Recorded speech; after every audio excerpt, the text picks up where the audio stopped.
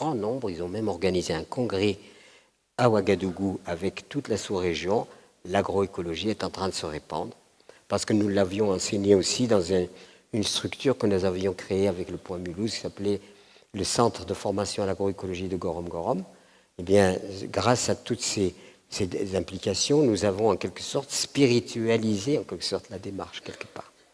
Plutôt que de rester dans cette vulgarisation du rapport à la création qui est quand même divine, eh bien, et qui, malheureusement, les religions, je regrette, n'ont pas été à la hauteur pour dire du moment que la terre est sacrée, il faut que cette terre soit respectée. Ça aurait été une énorme évidence que ne doit pas profaner la création. Et bien, dans l'Algérien, pas grand-chose n'a été fait dans ce sens-là. Donc il y a une espèce d'échec de la spiritualité qui n'est pas rentré suffisamment dans le processus de la vie et le processus de l'histoire. Et elle s'est faite marginale, c'est-à-dire en quelque sorte séparée de cette idée où elle doit être infuse et incluse dans toute situation. Donc moi je ne fais pas le procès des religions, mais je suis obligé de constater qu'il y a eu une énorme défaillance et qu'il faudrait reprendre vraiment cette idée de la terre sacrée, de la terre non, et que ne doit pas profaner. Donc la réussite étant là, petit à petit, le constat étant fait, l'implication dans les pays du Sud, la création de structures, le mouvement, tous les mouvements que je vous ai cités, puis bien d'autres, font partie de la même dynamique, si vous voulez, de cette posture qui s'est installée dans le sacré. Je ne le dis pas, c'est le sacré. Je ne le dis pas à tout le monde. Ici, je peux le dire. Ici, je peux dire que ma posture et l'énergie que j'ai mise, elle est inspirée par le sacré.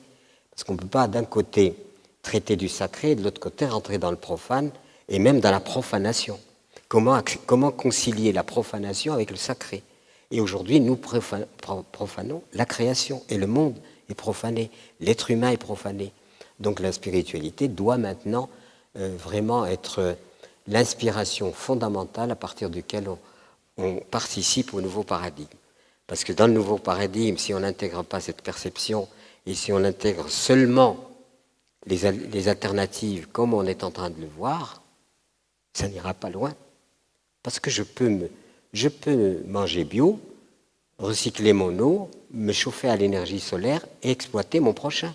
Ce n'est pas incompatible. D'ailleurs, l'agriculture biologique est complètement récupérée de plus en plus.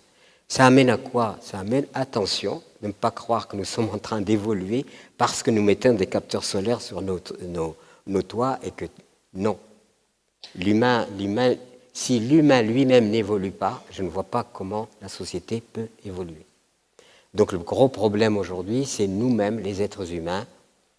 Où en sommes-nous par rapport à notre propre évolution, à cette spiritualité profonde qui doit non seulement nous animer, mais aussi nous inspirer. Et si nous ne passons pas par là, je pense que ça sera un échec de plus, et c'est tout.